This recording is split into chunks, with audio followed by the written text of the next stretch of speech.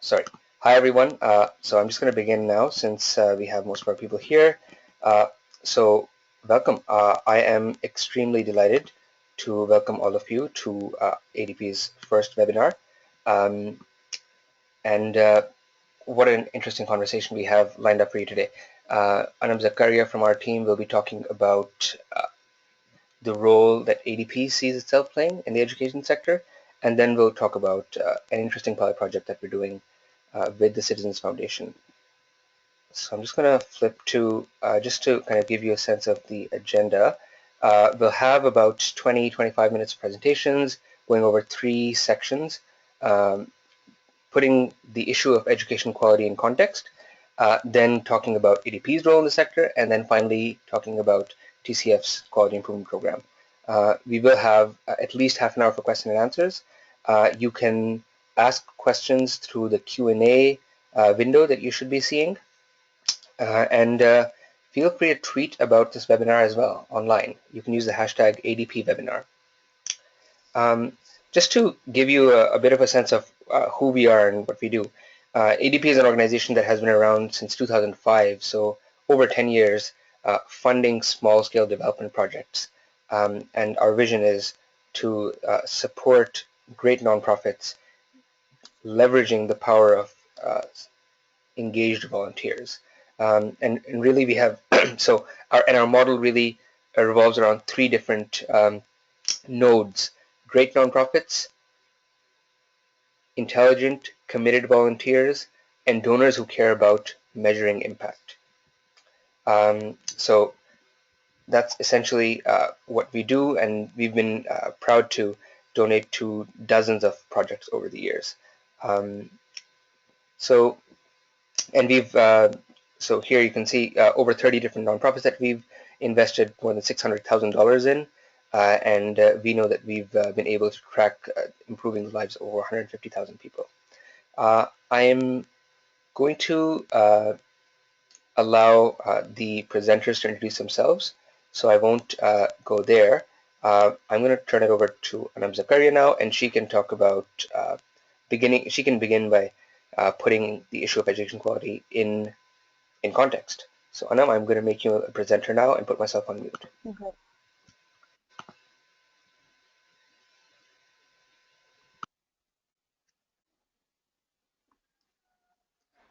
Okay, so hi, thank you, Nabil. I hope everyone can hear me just fine. Good morning and good evening to all of you. Thank you for joining. So I'm Anam Zakaria, and I've been with ADP since 2013, since 2013, and I've been helping them lead the education sector. So I'm going to be talking to you a little bit about that today. Unfortunately, I'm going to begin on a slightly bleaker note, and as we move along, I hope to talk about some of the more positive things that are happening within the education sector. So just to start off with a brief kind of context and talk about some things that most of you would be already familiar with, but I hope that I can delve deeper into some of these issues as we move along, and I'm happy to take any questions, of course. Just a second, I'm having, okay. All right, so one of the biggest issues in education is the poor quality of education. So this is a concern, be it a public school, be it a private school. The scores are just not good enough. The second issue is of access, so not having enough schools. There are villages, there are areas that are completely cut off in very remote locations, and either they have no school at all, or they may have a primary school but not a secondary school or a higher secondary school. And then there's an issue of girls' education. So a lot of times you'd find a government boys' school but not one for girls. The third issue is one of lack of trained teachers. So a lot of teachers are coming in with just a metric degree, which is grade 10, or a simple graduation, and they don't have a master's, or they don't have no kind of training or expertise in how to really teach. So what happens is, there's a lot of rote learning and a lot of kind of the inability to really inculcate critical thinking in the students, analysis skills, comprehension skills is more about just memorizing. Then the next issue is that of poor infrastructure of schools. This can range from smaller issues like lack of soft boards to larger issues like lack of clean drinking water, lack of hygienic washrooms, and so forth. Then there's a high dropout rate, especially for girls. So what we see after grade 5 is that many girls actually just drop out, either to help out with household chores, or they'll drop out, and get married very early, or there's the concept of, completing education at a higher level is just not prevalent in many of the communities that we have worked with. And then lastly, there's an issue of disparity. So you may have heard of names like Grammar School, City School, Beacon House, American School, which are elite private schools, and they charge very high tuition fees, and there's a good return on that in the sense that, the superior learning outcomes, Pakistani students are able to compete everywhere in the world. But then you have the largest chunk who are actually going to government schools or low-cost private schools that just don't have access to the same facilities, and therefore they're just falling way behind. So there's a huge disparity happening there. Sorry. In terms of enrollment, another kind of sad scenario over here. So school-going age is between 5 and 16, of course, and out of that, 1/3 of Pakistan's children are out of school. So if you look at this pie chart, what you'll notice is the largest chunk is going to government schools, which makes it all the more important to continue and engaging with the government, with the public schools. We can't just say, they're poor quality, let's leave them behind. That's not the solution. But the second biggest chunk is actually not going to school at all, which is, of course, very worrisome. And then the next chunk is going to for-profit schools. So these include the elite private schools that I was mentioning earlier, but also the low-cost for-profit schools that run out of 1 or 2 room, shelters, homes, rented buildings, and so forth. And then about 3% are going to NGO-run schools, out of which, TCF, who's on the call with us today, and they'll be talking to us more about the work that they do. TCF and DIL and the larger NGOs are catering to about 1% of that proportion population.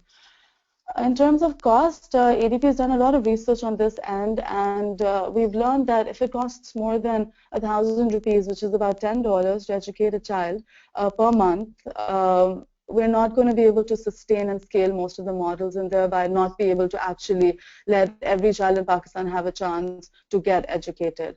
So within cost structures, there are a couple of different competing models that are working, and each has its strength and weakness. The first one are the self-funding schools. So these are schools that are able to cover their operating, running expenses, so things like teacher salaries, utility bills, transportation costs, so forth, through the tuition fees. So they charge a higher tuition fees, but usually you see that the return on this is good as well. You do see good learning outcomes. And you have like TCF and DIL that are, a lot of the money is coming in from private donations, and a little bit is then being covered by the parents, so the burden on the parents is lesser. You have public-private partnerships, which include both adopt-a-school models, where an NGO or a private education organization is going to go in and adopt a school for a number of years and start implementing different kind of changes and improvements in that school. Or you can have schools that fall under the Punjab or Sindh Education Foundation, where these public bodies go out to these remoter areas and they work with private schools, either by covering the cost or providing different kind of facilities to them. In that case, largest chunk of the money is coming from the government. And then you have the low-cost private schools, where the cost is very minimal, 300, 400, 500 rupees, and it's being covered through various sources. It could be parents, it could be the school, it could be the NGO, and so forth. In terms of quality, like I mentioned earlier, learning levels are poor across the board. On average, though, private schools tend to perform 30% better than government schools, but as you can see, that is not really saying much when it comes to simple things like being able to read or do division, or say a word, or read a word, or say a word in English. So we are facing a big kind of challenge on the quality front. So you may ask, why is that happening? And I know I spoke about some of the issues before, but I'd like to just go in a little bit more depth now. One additional, kind of concern is firstly the lack of funds. So a lot of the NGOs or the low-cost private schools that ADP has worked with don't have access to resources. They're kind of, just so worried about daily existence, day-to-day survival, that they're not able to really invest in long-term things like teacher training program. That just doesn't factor in because they're too busy paying the rent, for instance, or other kind of electricity bills and so forth. On the other hand, a lot of times funds are available, but they're just being misallocated. So in a lot of government schools, what you'd see is bloated teacher salaries. They're getting paid, pretty good salary, but there's no accountability. No one's going in and checking whether they're actually coming to school, whether they're teaching okay, are they using the lesson plans or not, and so forth. Another issue that we faced both with low-cost private schools and NGOs is that sometimes it starts scaling too rapidly just because the funds are available. So this is kind of the opposite end, of the issue. Where they have funds, so they're like, okay, why not just build 1 school and 2 schools and 3 schools, rather than kind of strengthening the existing systems and making sure that they're functioning and they're maximized, they're utilized to the fullest, yeah. Then we have, again, the disparity between public and private learning outcomes. So you have a lot of children wanting to drop out of government schools and go to these private schools, but they may not be able to afford the tuition fees, of course. We have the poor quality of teaching, lack of teaching training programs, and another really big issue that comes in over here is that teacher training programs are often one-off.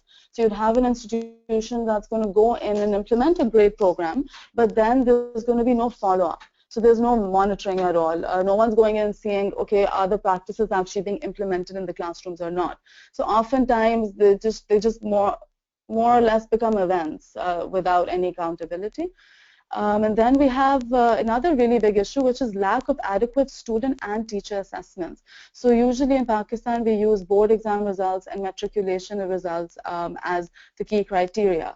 But when you dig a little bit deeper, you realize that that's not really testing your critical thinking. It's not testing your comprehension. It's not testing how well you analyze, how well you can relate to something.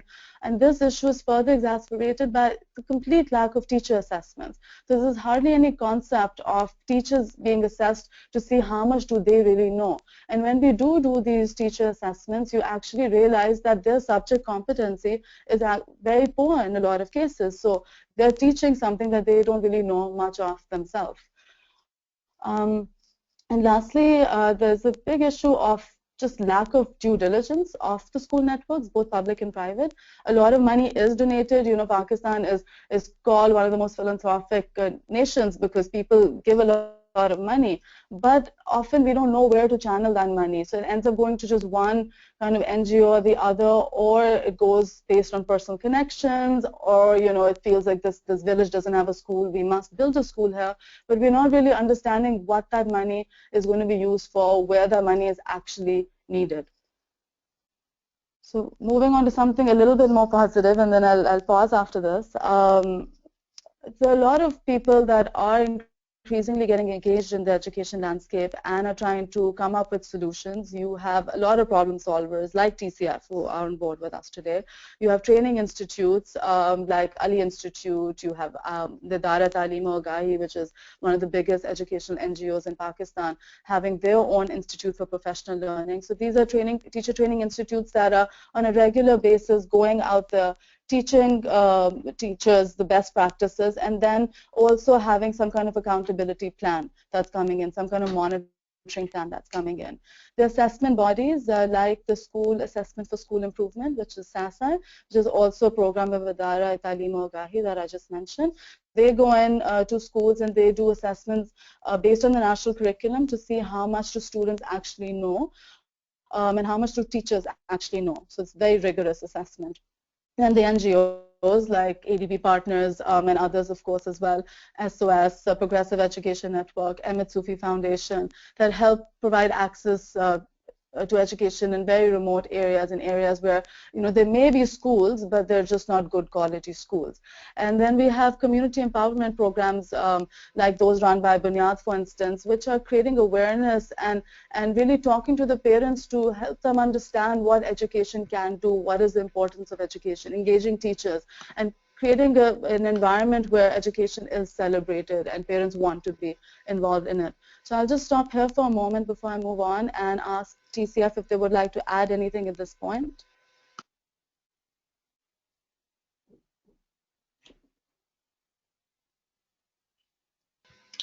Hi, Amra or Sadaf, if you'd like to add anything, would you like to say something? Hi, Nafisa and Anam. Can you hear Great. us? Yes, we can hear you now. Yes, please go ahead. First of all, thank you so much for inviting TCF to this conversation. It's great that Sorry. different NGOs are working on different issues that concern the broader education sector.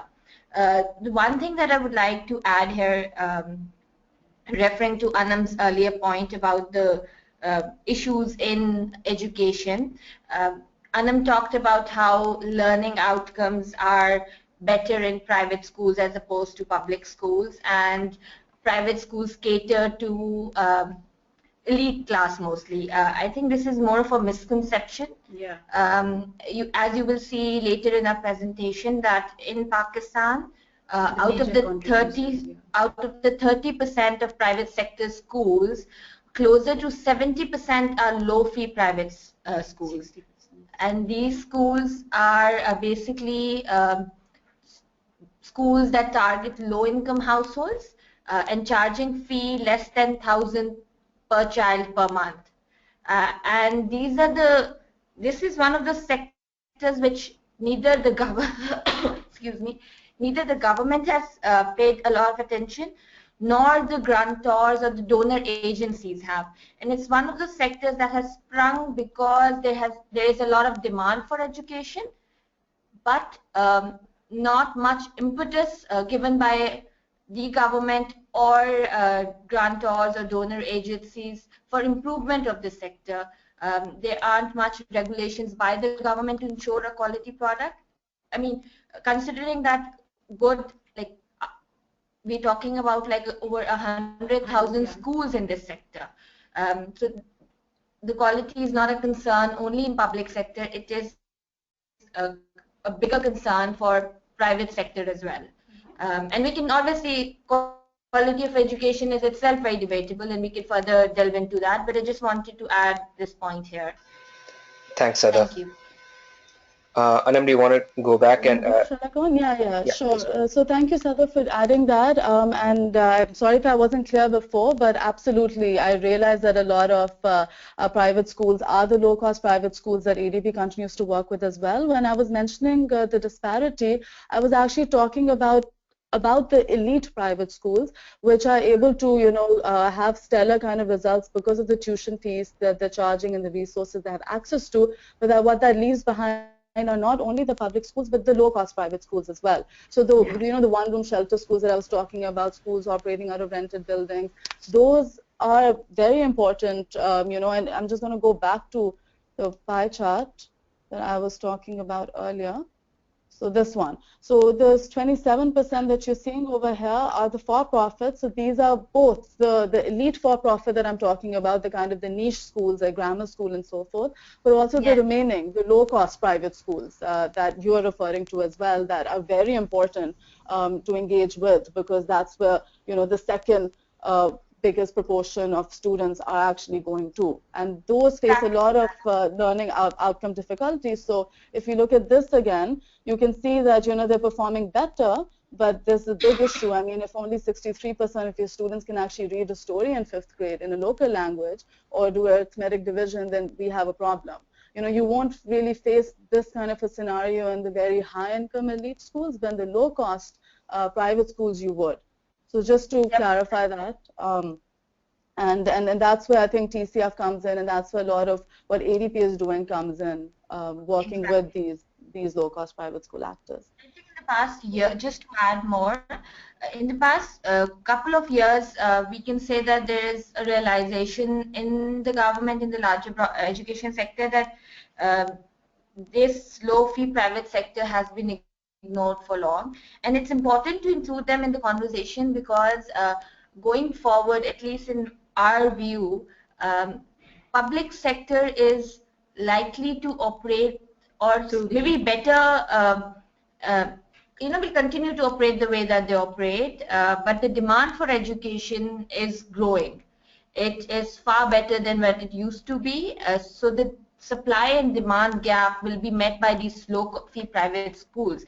And it's not just in Pakistan that we're seeing this trend, it is across developing countries where demand for education has increased by parents because there's a realization that for progress to improve their conditions, living conditions, you require education. You have to get good quality education. And so instead of sending their kids to government schools where they know there's not much learning, there's corporal punishment, there's no access to education. So wherever parents can afford, the bare minimum that they can do in terms of financial resources, that's where these schools are propping up by independent entrepreneurs. And obviously these are for profit, but they serve it, they're running it as a business. So they're very concerned with how parents who are their clients consider them and perceive them.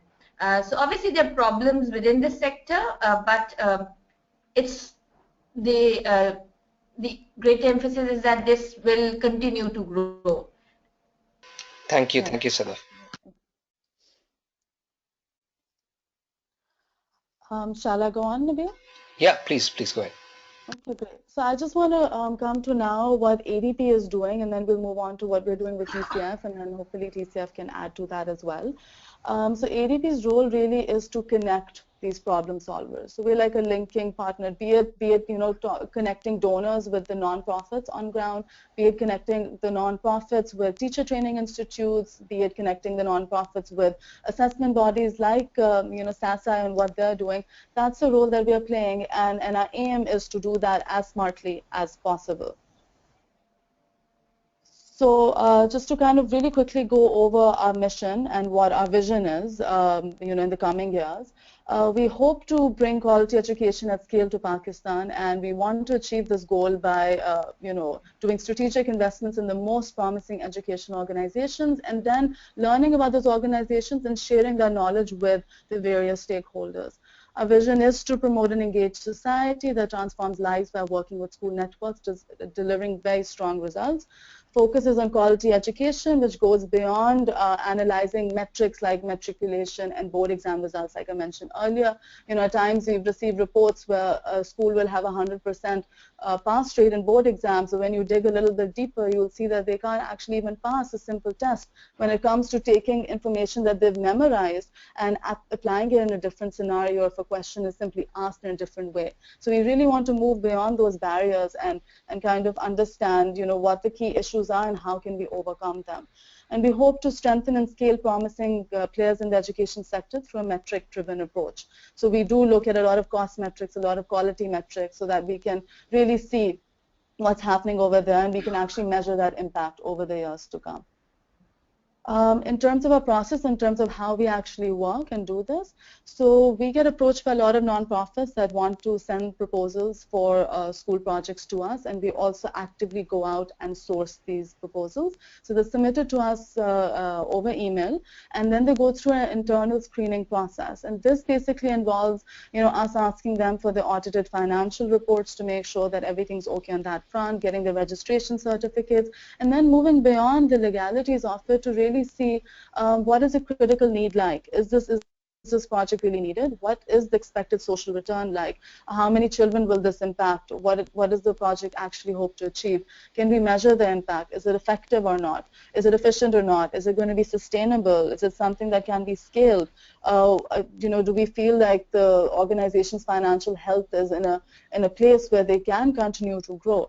So after we answer these kind of questions, and if the particular proposal passes through the stage, then a team of volunteers is staffed. So it's usually a 4 to 5 member team with 2 senior members, and by senior I mean that they've been with ADP for longer, they've been on some of our projects, they're familiar with ADP strategy, and they're bringing in their own experience and expertise. And they work with 2 to 3 of our newer volunteers to really dig deep into the proposal.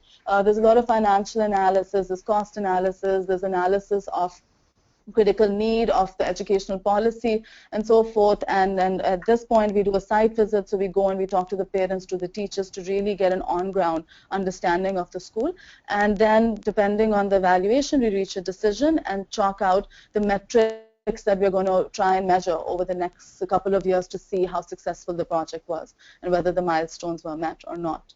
So this is just another way to look at that. So we're researching areas of high impact initiatives and high potential NGOs, rigorously evaluating them, funding the best projects based on the success metrics that we have identified over the past 10 years of doing our evaluation, and then coming up with the metrics that we would like to continue monitoring over time. So ADP is currently working across a number of diverse models, and the reason why we're doing this is because as much as we would like one fix, there is no one fix. Each of these 4 models, and there are others as well, of course, but each of these 4 models tend to target either different communities or have their own advantages and disadvantages that the others won't. So we're trying to work in a way that we are able to fund programs that particularly suit a geographical area, or a community, or a particular need at that time. The first one is the low-cost private schools that Sada was talking about earlier as well. The cost of education will usually fall somewhere around 500 or less, and the tuition fees is going to be around that level to below 1,000 rupees certainly. So ADP schools like Bunyad fall in this category.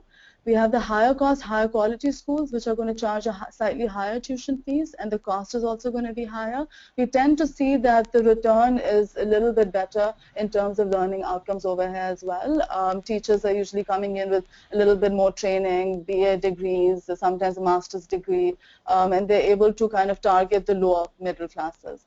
And we have the informal schools, which are very effective, especially when it comes to nomadic communities, slum communities, Kachi Abadis. ADP's work with the Pehli Kiran school system in Islamabad, catering to the slum children by creating these informal educational shelters within the slums, because whenever the children would go outside, and because they were always moving around, they would end up dropping out of school. So having the schools within the community really helps in sustaining and retaining the children. And then we have the public-private partnerships, so adopt a school models that I mentioned earlier, and models that fall under the Punjab and Sindh Education Foundation. So these are private schools being helped and facilitated through the public sector money. Earlier, when I was going over our process, I spoke about things like critical need and social return, which are of course very important for any project. But when it comes to education, it is really important to go beyond that and see what makes a school effective. So when we're looking at an education proposal, we're not just looking at that criteria, but going over and beyond that to really look at teaching. What are the qualifications that teachers are coming in with? What is the attendance like? What is the student-teacher ratio like? Is the teacher able to manage or not? Are they getting adequate training? What else do they need? What are the outcomes like in basic, English, Urdu, math, science? What are dropout rates like? Are children continuing school in secondary and higher secondary levels? What's happening to girls? Facilities, washrooms, drinking water, furniture should be adequate. There should be enough lighting. Classrooms should be adequate. Community, so when we go in and we do a site visits, we make sure that we talk to the parents and we actually understand their attitude towards education, because there's really no point in just building a school if parents aren't keen to send their children to that school. So working with them, making sure that the school is engaging them, that the parent-teacher councils are present, and then looking at the cost to make sure that it's not rising too fast, that it is still affordable, and the school is running in a sustainable way, and offering scholarships to those that cannot afford education. So this all of this happens during the initial evaluation process, and there's a lot of data collection at this point, and the back and forth with the NGO. We have a lot of questions usually, and then when we go in for the site visit, we're interviewing the parents, the teachers, the school administration to understand their working. We do reference checks, we assess the students, and recently ADP also joined hands with the School Assessment for School Improvement (SASI) program. So we have them go in with us for the pre and post site visit, both before and after construction, so that they can also go in and use their expertise to really assess the students and teachers to make sure that the school is delivering a level of quality education that ADP would be comfortable with, that fits in with our strategy. And then if the project is approved, then there are a number of reports that come in depending on the milestones agreed to between the NGO and the team, and then we have our site visits to make sure everything's going as per plan. So over the past 10 years, we've invested over 200,000 in education and helped build and expand 11 school networks across Pakistan. The donations have also helped establish computer science and electronic labs, and the money has impacted over 5,000 students and hopefully many more generations to come. And since we really are focused on quality education, we try to make sure that the schools we're working with either are performing better or that we are ensuring that we're providing them with the resources and linkages they need in order to further improve. So this is just one snapshot of one of the indicators we look at when we're doing these assessments. So you'll see that Ahmed Sufi, which is ADP's partner school in green, tends to perform better on all categories, English, Urdu, and mathematics, as compared to and other private schools in that particular area. So now just coming to the kind of second or the later half of the webinar, I'm going to talk just very briefly about the quality improvement program that ADP is in collaboration with TCF for, and then I'll let Amna and Sadaf talk to us more about that. So we joined hands with TCF officially in 2014, and what we've done is we've brought two of our partner schools, Bunyad and SOS, under their umbrella for this quality improvement program. And what we're mutually hoping to do is strengthen these schools so that they can become inwardly kind of strong and independent. Because like I mentioned earlier, one of the biggest issues is that you have these external and moving out, and the result is that one or two teachers may be impacted, but there's no kind of long-term sustainable impact of that. So we're trying to do something different with TCF, and that's their goal, as I understand as well, to really make these schools essentially so inwardly sustainable and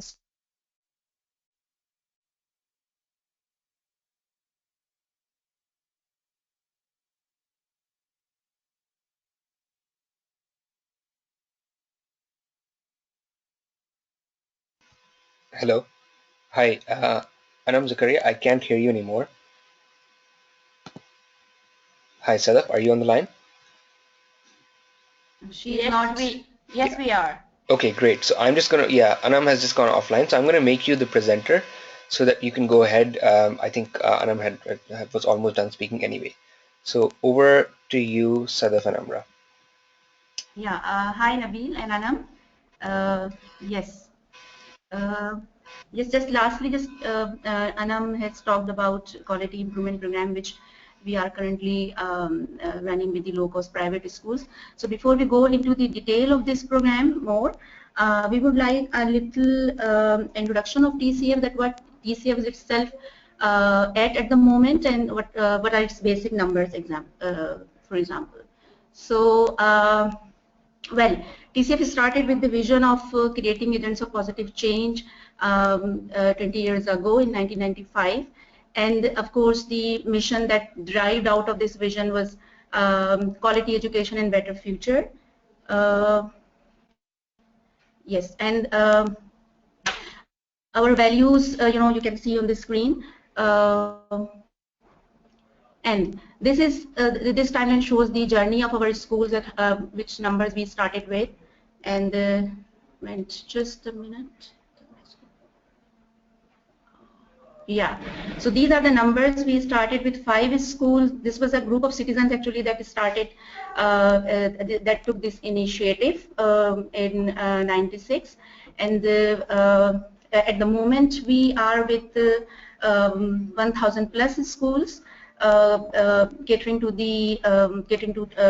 approximately 1.5 lakh students.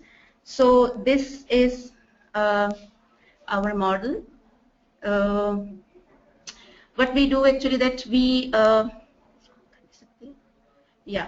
build the schools in the areas where there are either no schools, or if there are schools, so they are not accessible or affordable by the children, the poorest. So we build the purpose-built buildings in the remote areas, in the suburb and the villages. And welcome to the students who come from the poorest background, and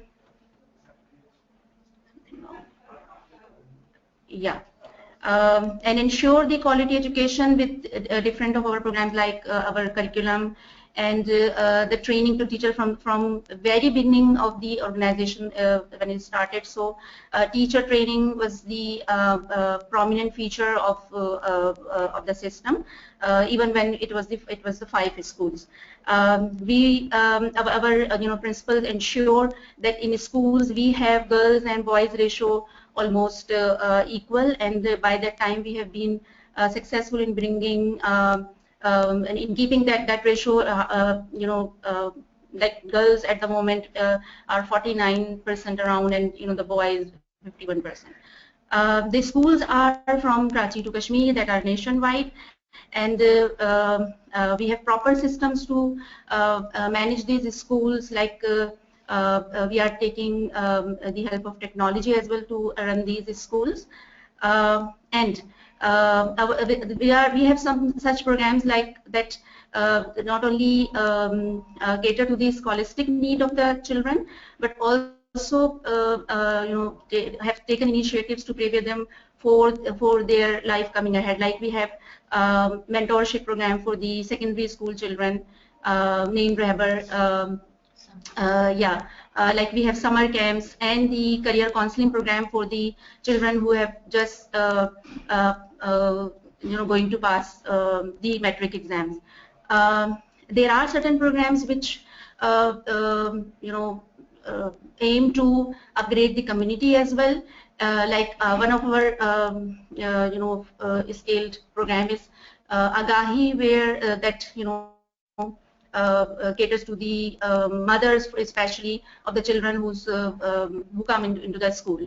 So that is the model. What we have done by now and running in the system are that we have started developing our books, and most of our primary books come from the TCF own self, and of course there were different purposes. Like we wanted the cost to cut down for the children, and we wanted the cost, just not the quality of the books. So like we have improvement plans at different department level.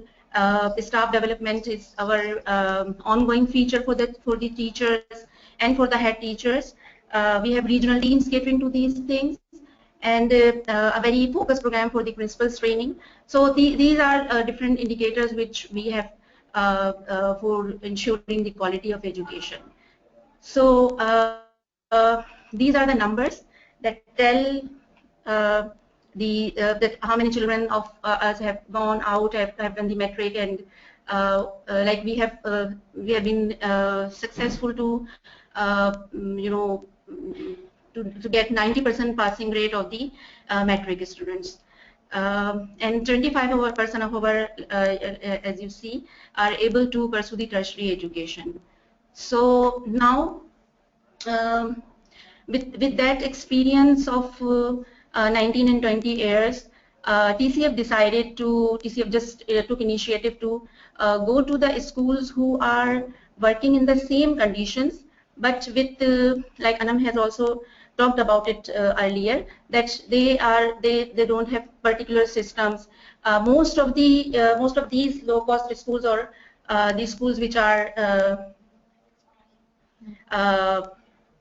in these sectors, are run by the owners and principals who do not come from the educational background. So this is one of the challenges of these low-cost schools as well. You may see that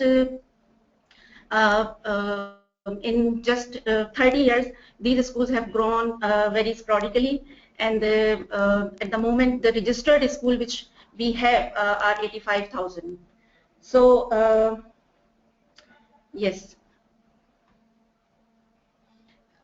I'm going to quickly talk about quality improvement program. So basically, once we've understood the growth and the size of this sector, TCF, with so much of our learnings, decided to take it outside TCF and help the larger education sector. I mean, obviously our resources such as books, systems, training material is available for anybody who is interested, but obviously these schools do not have the access to resources, good quality resources. Yeah. So TCF decided to take the program to them, at a subsidized cost. I mean, all the funding comes through different grantors, but the school, because they have such limited resources, cannot,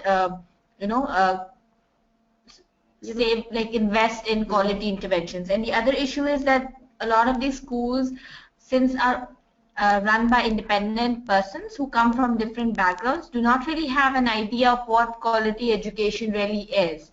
So the goal for TCF wasn't just taking them the resources to them, but basically helping them understand what quality education is. And it's not just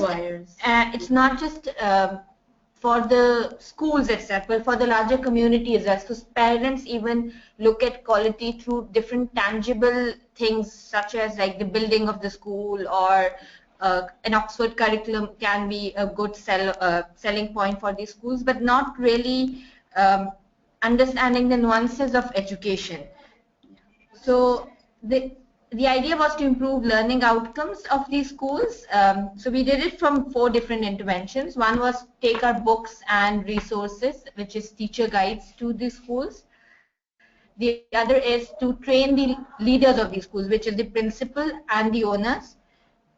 Then there comes the training on pedagogical skills. So these teachers are, let's say, most of the sector has teachers who've either completed their intermediate education or at max a graduate, but with not much understanding of education per se. So the idea was to give them basic understanding of teaching methods, pedagogical understanding, how content knowledge is important. And the third was continuous monitoring as well as evaluation of the results, so that we understand whether our program is working or not. So we had 4 different areas that we worked with the schools. The one was obviously academic management. We looked at how the school academics is being managed. So we helped the principal get to the nitty-gritties of academic management, from lesson planning to classroom observation to management of school data as well. As we looked at our the classroom performance of these teachers as well through classroom observations. Since we've been training them on pedagogical skills, we wanted to understand whether those techniques or our training is actually resulting in something in the classroom. Another aspect that we worked on was documents and record keeping of the schools, and that included financial records, HR records, and general administrative records as well. And ultimately, all these aspects is expected to affect and improve the student learning outcomes. Ultimately, the objective is that with the help of our interventions, with the help of our training and regular support, the student learning outcomes improve, and the focus was on critical subjects such as math, science, and languages. We did a baseline of these schools based on these 4 critical areas, and set ourselves a target that by the end of 2-year pilot, where we would like the schools to be. So for instance, our academic management score showed us that the 50 schools that we have in our pilot stood at a baseline score of 20, and we wanted them to at least increase up to like 32%. And similarly, we had set targets on all other areas. Yes. So the current slide would show how ADP schools have been up to now at this stage of the program. Like you would see that there are 2 results. One of the the schools, the overall schools result. That is, if you see in baseline, academic management was at 20. But if we just just take out ADP related to schools which we have worked upon, so the baseline was 23. But if you see the progress, ADP schools have gone up to 34. They have got this, and the school in overall progress, which was 20, which is 23. So we can see this in other areas as well, like in documentation and records. Our baseline was 20, and 32 was in ADP schools. and you can see the difference in the improvement.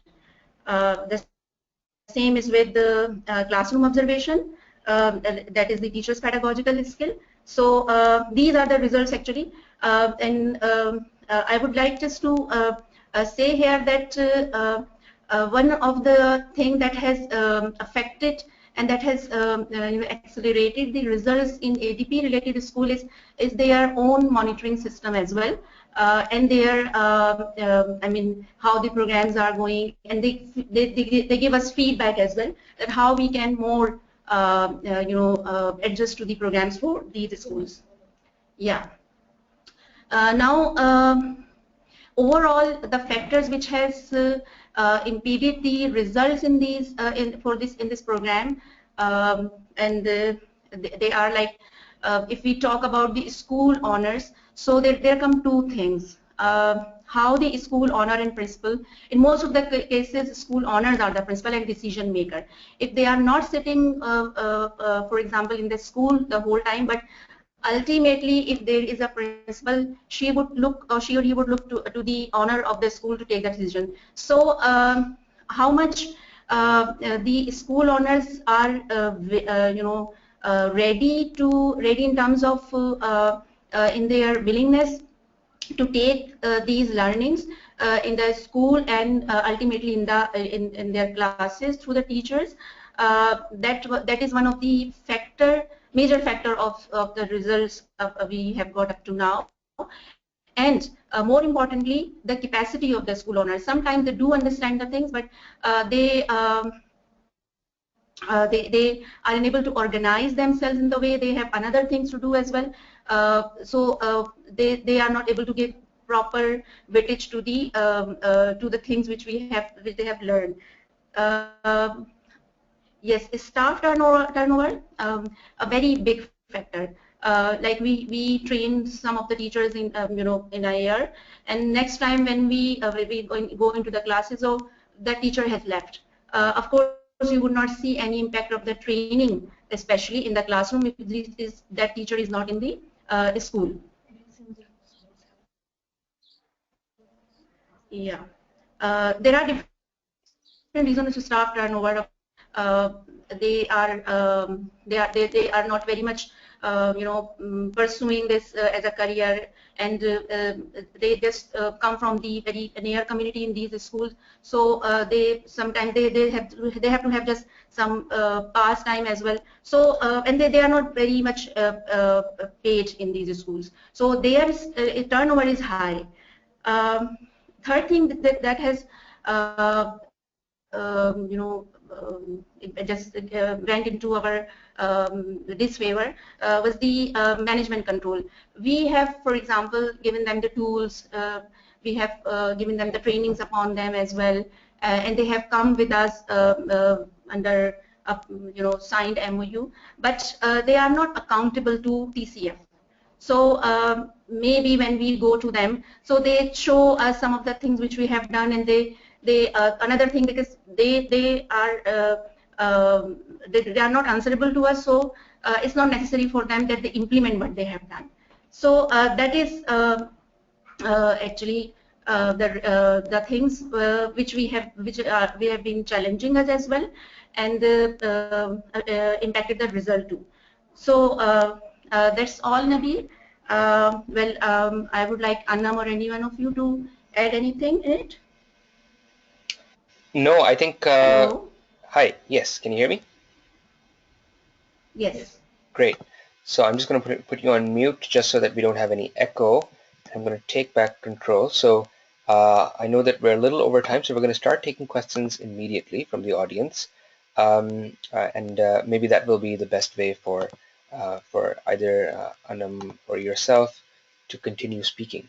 So I'm quickly going to go to the questions that we have. And I'm going to take back presenter control so that we don't see your desktop. And I should actually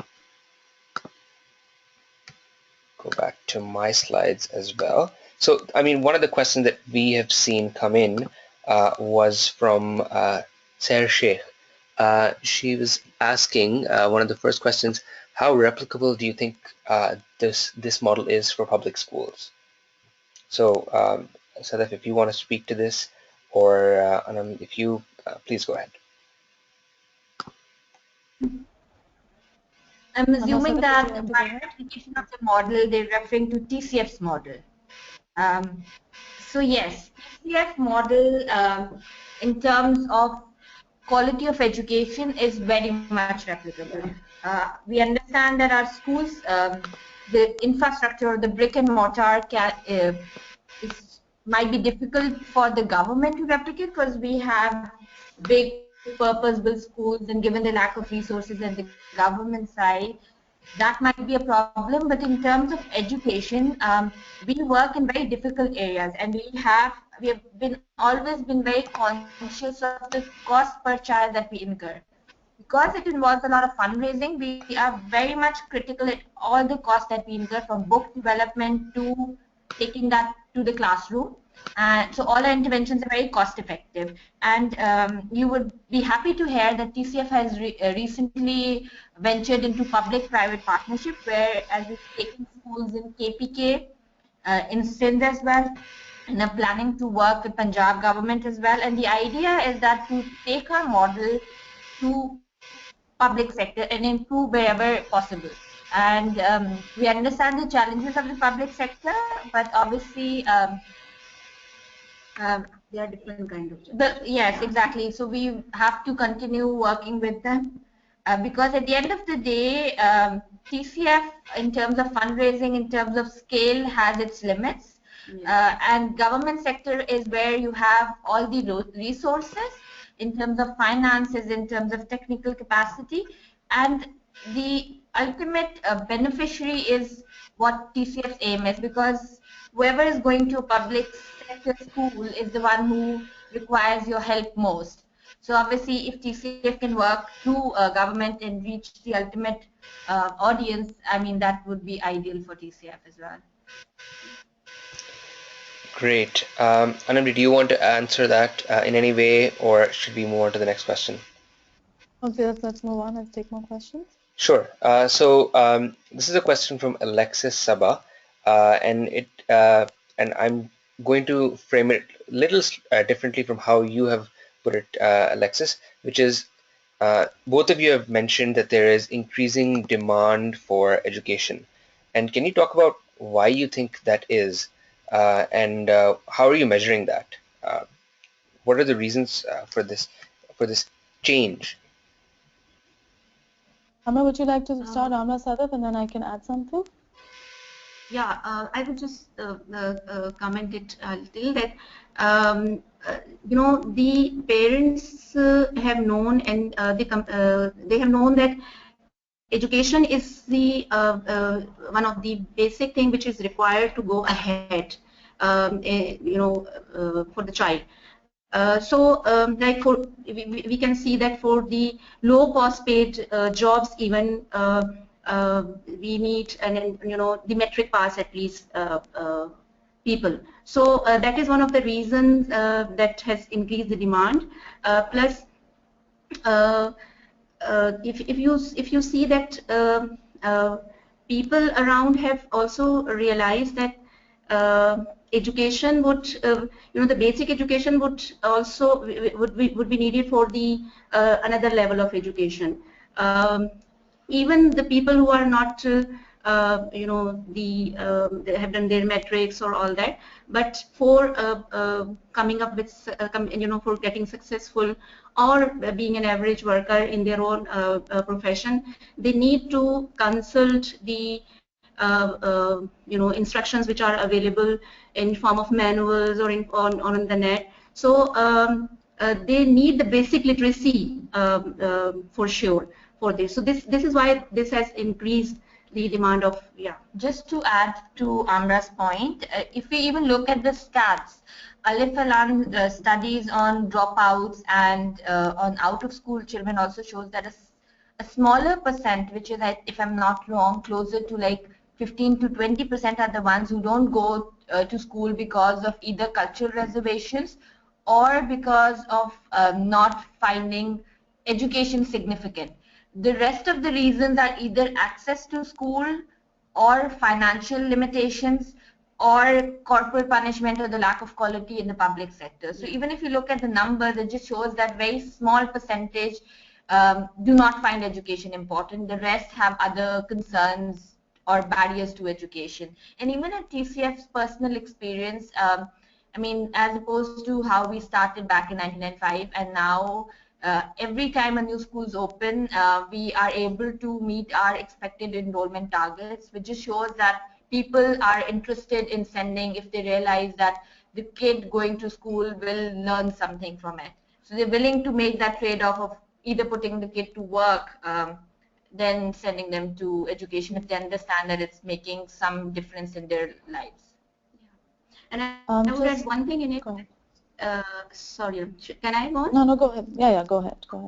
Yeah, one thing that the demand of education has itself increased the demand of quality education. The parents who send their children, if they do not see their children, getting good grades, or even if they do not see them growing up in education, so the dropout, the threat of dropout ratio increases. So it's the demand of education that has more emphasized upon the quality of education. Otherwise, the society or the community will go back to its trend that where there was no. So, yes. Just the only thing I would add to everything both Amra and Sadaf have said, which I completely agree with, is the proliferation of low-cost private schools and NGOs. So the choice. So now parents also, in a village where there's a previously lack of government school or just one government school, now also have access to these other private options. And that kind of proliferation in that area is creating more and more awareness, because a lot of these NGOs and private schools have the mobilization campaigns running as well. And parents are learning that, okay, government schools are not the only option. There are these other more educated teachers coming into these private schools. There is an option. There's a choice to actually send our children to school and get good results. Because one of the most common response you get from parents is, what's the point of sending a child to school? They will never get a good job, right? So like Amra was saying, with the improvements in quality education and the choices that are available for education now is impacting demand for education as well in a kind of reverse fashion. Exactly, Anam. The growth and the magnitude of this growth in private sector in itself is evidence of demand for education. I mean, these schools start in those areas where kids and parents are willing to send their kids to school. Great. Absolutely. So we just have a minute left, so I'm going to ask another question that from Sahar, and again I'm going to see if I can frame it slightly differently. She has when Sadaf and Amra, when you spoke about the quality improvement program, you talked about the results and you talked about how in some cases a factor limiting the success of the program was the responsiveness of the management to TCF and how accountable they were. And one of the things that I wanted to ask, what Sahar has asked really, is how can you empower the community to hold the management of the schools accountable? And Anam, you can talk about how you have done that with the ADP schools, and Amra and Sadaf, you can also talk about, how does the community hold school management accountable to improve quality? And please let's try to keep our answers short so that we can end on time. Thank you. I think the reason that the community do not hold these schools accountable is the lack of understanding of what education really is. I mean, measured in terms of grades the students get, yeah. Exactly. They measure on what they see as proxy of quality. For instance, a bigger annual event means that the school is doing well, or better grades on a report card means that the kid is doing well. So they understand education based on certain proxies. I think as these communities get, I mean, as long as the community keeps on going to these schools and questioning them, would actually make a difference. Like if you compare private sector with public sector, the reason that they're doing better than private sector is not because of the resources, it's because they know that the parent has a choice to send, to take out the kid from their school and send it to another school. So they are catering to the perception of the parents. It's just that the parents are not asking the right questions. Yeah. So as long as we can, and the civil society or the advocacy groups can continue to educate parents on what quality education is, I think that's the ultimate way of putting these schools accountable and the government accountable for that matter.